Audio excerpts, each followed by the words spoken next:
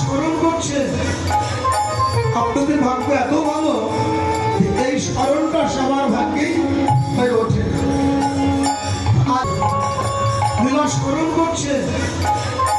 আপনাদের ভাগ্য এত ভালো, এই স্মরণটা সবার ভাগ্যেই হয়ে ওঠে। আজ আমাদের এই জমিদার বাড়ি দেবতা বলে, তাই তো?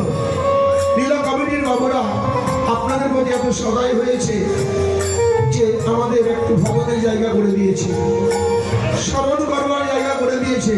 যেখানে বসে আমরা হা কৃষ্ণ গোবিন্দ বলে কাদার মতো সময়